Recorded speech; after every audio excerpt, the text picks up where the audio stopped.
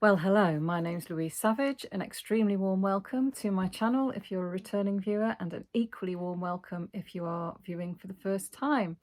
I have been so excited about making this video.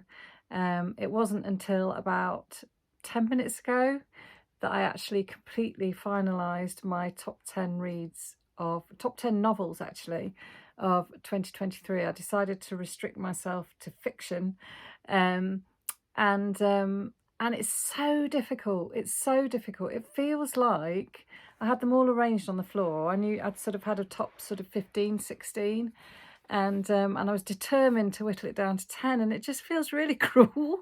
It's like cutting off a finger or getting rid of one of your relatives, when you sort of dismiss various books. But I'm really quite happy, I think, with the 10 that I've decided on. And I suppose I've chosen the novels that have really, really stayed with me, that have grown on me over time, that I found myself thinking about and reflecting on since I read them. Interestingly, quite a few of them are from the tail end of last year. And I'm not, I think that might be because I kind of save things up for that time of year. Maybe I take more risks with my reading earlier on in the year with things that I'm not sure whether I like or not. I don't know, but I think I might sort of see whether I can track that somehow during the course of 2024. Anyway, without further ado, I suppose I ought to get cracking because this could take a while. And also, they're very heavy. They're all balanced on my knee in the right order, and I don't want them to fall off because that would be a disaster. Anyway, at number 10, I chose Amalie Smith's Threadripper. Now, her novel Marble was at the top of my list last year. It was my favourite novel of the year.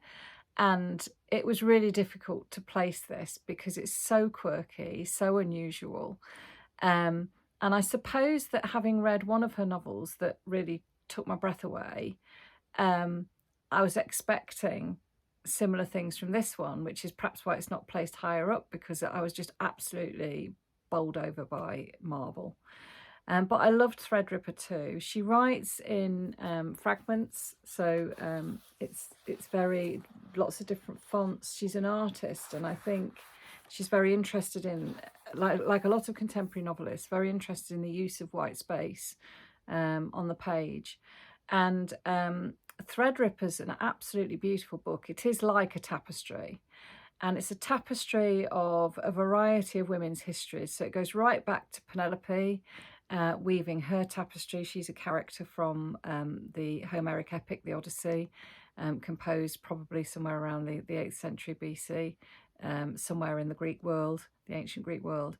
And Penelope is this kind of archetypal, faithful wife, and she manages to fend off lots of suitors in her husband's 20-year absence, or at least the last 3 years of it, by unstitching a shroud that she's weaving every night and stitching it during the day. And her promise is that she will marry one of the suitors once the shroud for her father-in-law is completed.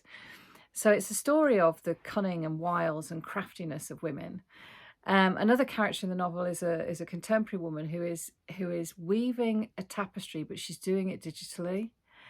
So there's lots in here about computing, the history of computing, and that might sound a bit dry, but actually I love the way that Amalie Smith makes connections between the past and present. She brings Penelope and that contemporary story very close together, and I think that's genius.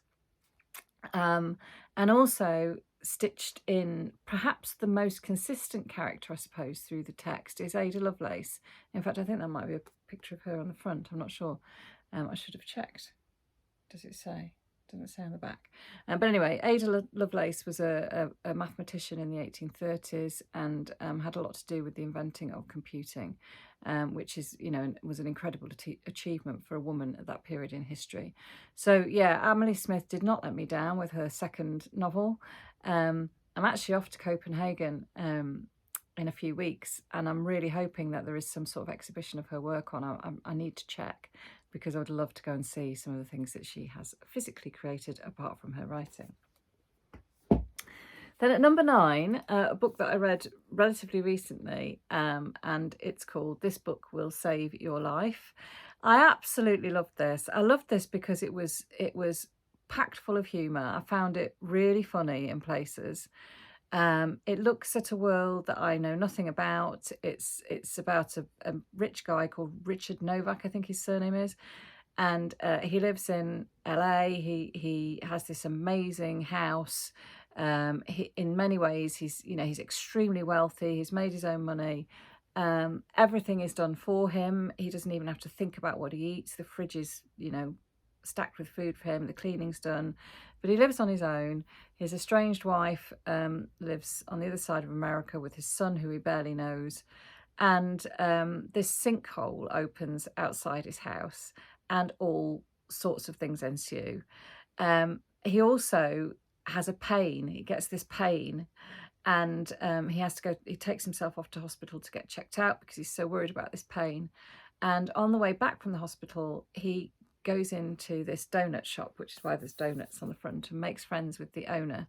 And also goes into a supermarket, and there's a woman who's crying her eyes out, and he kind of adopts her as a friend as well. So suddenly his life just is completely transformed by these two relationships. And I just couldn't put it down. I gobbled it up. I found it extremely entertaining, but also very poignant, actually. It has a lot to say about wealth and happiness, and lots of things that he has to come to terms with in his life. I think I love the fact that he's a very plausible male character drawn by a woman. Yeah, lots not to like about this. I really, really enjoyed that novel. At number 8, can't do my numbers. I was quite surprised this wasn't higher up my list, but there's so many brilliant books I read this year. On another year, I think it would have been. But this was Pet by Catherine Chidgey, who again is fast becoming one of my favourite authors.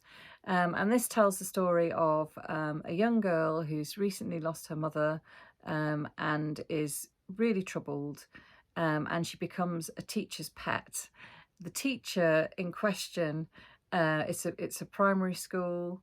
The teacher in question is on the surface perfect, but as a mature reader that there's something not right. And I loved the voice of the child.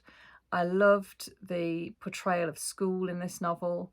I loved the sort of sense of a young person trying to make sense of the world around her and dealing with loss and grief, and the relationship that she had with her father and his relationships. Really interesting. I can't say too much about it because the plot is quite important, so I need to be really careful what I say. But I found this moving. I found it entertaining. I found it thoughtful. I really like the clear prose style, and I love the fact that it's very different to Remote Sympathy, which was the first novel I read of Catherine Chidgey's last year. So I'm really looking forward to reading The Axeman's Carnival very soon. Loved it. So that was number 8. Number 7. I, again, this year have become a huge fan of Max Porter. I think it was really hard to choose between this and Grief is the Thing with Feathers, but actually in the end I decided to choose Lanny because I think it deals with a very, very important issue, and that is the way that we are treating our children. I heard something on the news today that the average child in the UK spends less time outdoors than the average prisoner. And I don't know whether that affected my decision to include this rather than Grief is the Thing with Feathers. But this is a story about a little boy who still enjoys playing outside. He's very unusual. He's very attuned to nature. He has a relationship, a friendship with an elderly artist who is a character that the village. There's a lot in this about village life and the gossip that goes around. There's all these voices whispering kind of throughout the novel. And then there's old Papa Toothwort, who is kind of this mythical green man type figure who, so, it encompasses, it gives you a sense of the history of a village and the way that villages change over time, but they don't. and the way that a village is still at the mercy of the nature around it. I loved this. I thought it said so much about children's education and about the contemporary society in terms of parental involvement with children and how they engage with their children.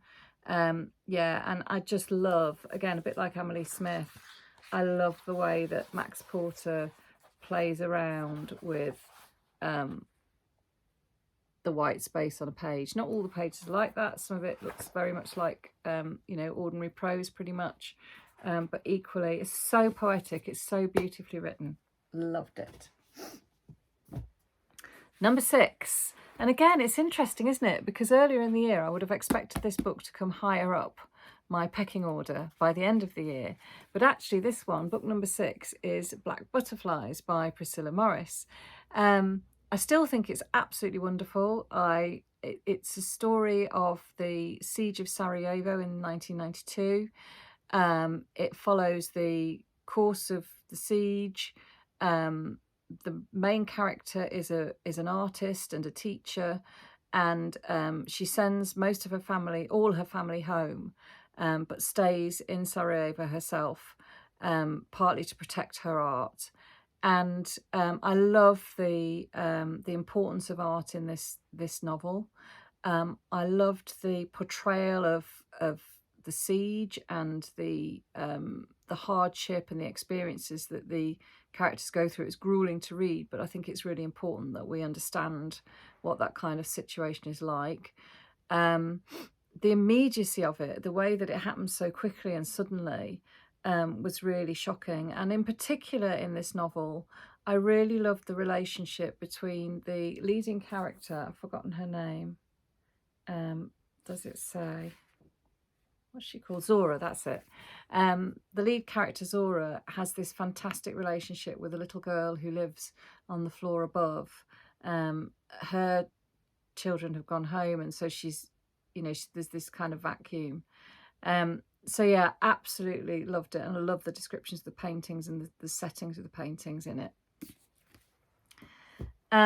Next up, 1, 2, 3, 4, 5. Number 5 was The Girl with the Louding Voice by Abby Dare. And again, I only read this very, very recently. Now, the main reason I think that this book has made number 5 for me is because of the voice of the young girl who tells the story. It's set in Nigeria. She's a young girl who's growing up in a very sort of remote village with all the village customs and superstitions. And she is married off to this completely repellent, much older man. And it's an economic decision, basically, on the part of her father, who has been recently widowed.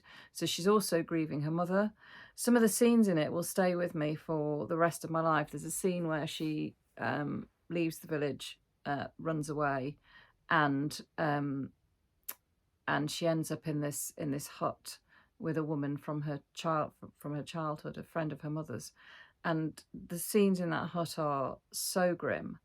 And then we transfer to Lagos, and again, you get a sense of the bustling nature of the city, the extreme wealth of some of the families in Lagos, but equally the sort of the servile conditions and treatment of young girls like this one. I thought it was really clever. I loved the way that there were lots of statistics towards the end of the novel about Nigeria, and you know, they really sort of they served as testimony really for some of the events in the novel, which had they not been there, you might have thought were a little bit far-fetched. So fantastic. I mean, the fiction, the writing that's come out of Nigeria over the last decade or so, maybe a bit longer, is just astonishing. And I keep waiting to pick up a Nigerian novel and it just sort of not work for me, but that thankfully hasn't happened yet. So yeah, beautifully written book, but the voice of the young girl is absolutely superb. And then The Rain Heron by Robbie Arnott I decided to pick as my 4th novel, partly because of the beauty of the prose. The descriptions of the rain heron the way it mutates and changes are worth reading in their own right. It's like reading poetry. But also because I loved the fact that the protagonist is an elderly woman who is still digging her garden and growing her own vegetables and surviving. And I really admired that. Maybe, you know, I've been out already today. I've spent 3 or 4 hours digging in the frost. Maybe maybe I found a bit of it relatable. Not that I'm surviving, but, you know. And she's living in a dystopian world, and the Rain Heron is in residence in the part of the world where she lives. And then she has this encounter with a female soldier, and I thought the character of the female soldier was fascinating. I thought the plot was really interesting. Again, I read it very quickly because I just couldn't put it down. And it's got so much to say about the environment. It's got so much to say about trust. It's got so much to say about how loyalties are built between people or not. And also actually about friendship and intergenerational relationships. I really, Robbie Arnott again, fast becoming an absolute favourite author of mine. And then at number 3 was a novel which I realise in my head I've come back to over and over and over again, and it's brought me an awful lot of joy. But also there are scenes that I've replayed because I almost feel like I saw them on film. And it's Parini Shroff's The Bandit Queens, which again was longlisted. Was it shortlisted? I can't remember. For the Women's Prize last year. And this is a novel set in an Indian village in a rural community again. And it's about a woman who has been, apparently widowed. And they all think that all the village women and men think that she's murdered her husband and she's a pariah. You know, nobody really wants to talk to her. She's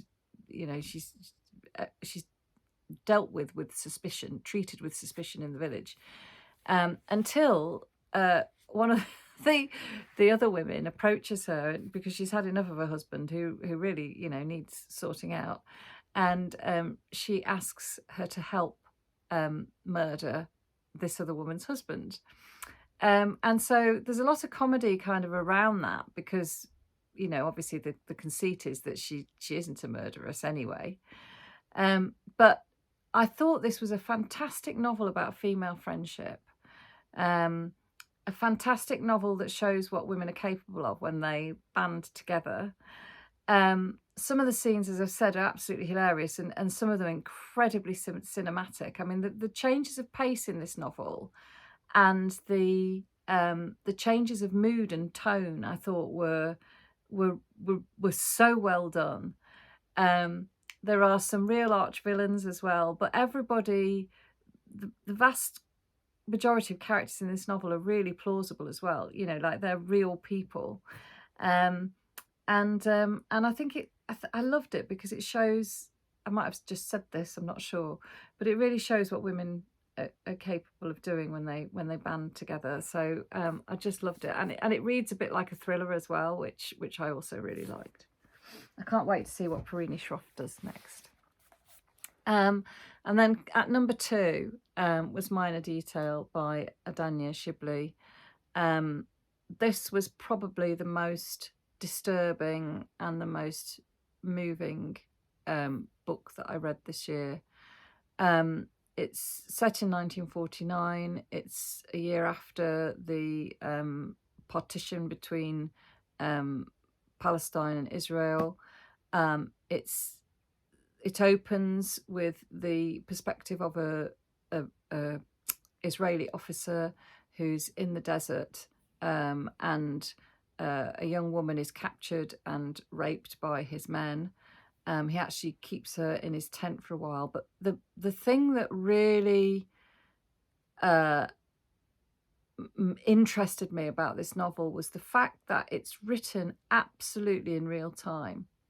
So we're dealing with all these horrific incidents, but everything is described in meticulous detail. So you almost feel like you've experienced it for yourself. And it's something that I don't think contemporary novelists do very much. I haven't come across this pace of writing it reminded me a little bit of Ernest Hemingway, for a very long time, so that you almost feel as though nothing's happening. It's really weird. There are all these momentous events, and yet you almost feel like time has stood still.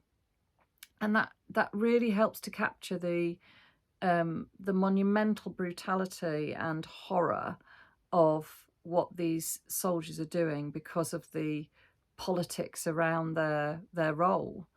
Then the second half of the novel is told from the point of view of a Palestinian young woman who is an archivist, and she is looking into this very incident, and she goes out in her car and she crosses the borders in order to, and at some risk to herself, in order to try and uncover this history, because she doesn't want the voice to be silenced forever. And I just, again, that switch of narrative perspective was done so brilliantly, because you kind of feel that the two stories are not remotely connected to start with, and then you begin to see how important it is to see the Palestinian and the Israeli point of view.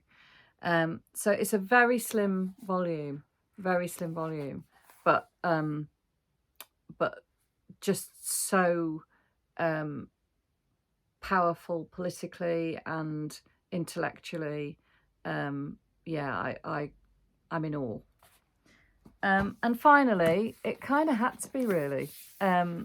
This was the one book that I didn't have any doubt about, because I do think that Barbara Kingsolver is going to be a novelist who her novels become classics of our period in history, when in the future, when people look back over this century, I think Barbara Kingsolver's novels will stand the test of time. And I think this one in particular, I loved the fact that it paid homage to Dickens. I loved the fact that Demon Copperhead is this, you meet him when he's born, literally. The story opens with his birth on the lino floor, born from a young addict mother, and you follow his life until he's in, I suppose, probably his late teens, early 20s, I guess. And I love the way that the storytelling is superb. It's a big chunkster of a novel, but your attention doesn't waver throughout, because you meet this whole host of fantastic characters, some of whom drift in and out of the novel, some of whom appear for a short time and then disappear. The demon himself is, his life is harsh, really harsh. He's growing up in Appalachia, which is where Barbara Kingsolver lives. Her passion and her commitment to those people living in poverty, and the way that she draws that to the world's attention in this novel, I think is really important. And I think it's interesting that the top, certainly at least the top 5 novels I've chosen, are really political. I realised that I think that's what makes me tick. I love a novel that sheds a light on some aspect of the politics of the world in which we live, which is bizarre, because I'm a massive fan of historical fiction. So, those two statements in some senses don't actually add up. And I don't think there are many. I haven't looked and checked, but I don't think there's much historic fiction actually in my top 10, is there, this year, which is also interesting. And most of them are contemporary novelists as well. In fact, they might all be. So yeah, maybe something's happening with my reading this year. I don't know. But yeah, if you haven't got to Demon Copperhead yet, don't be put off by the length of it. I think it's wonderful to luxuriate in a particular character and in the people that they meet and their connections for a length of time. I love the way this exposes the cynical exploitation of young people in American society. And yeah, hats off to an amazing, amazing tour de force. So let's hope that 2024 is as good a reading year as 2023 was. I'm very pleased with this top 10. I think it might be my favourite top 10 that I've done. Mind you, I think I've only done 2 previously. I'm already engaged in reading a book that I can't put down in 2024. So that bodes well, doesn't it? Anyway, let's see. So happy reading wherever you are. Enjoy this year's bunch of books.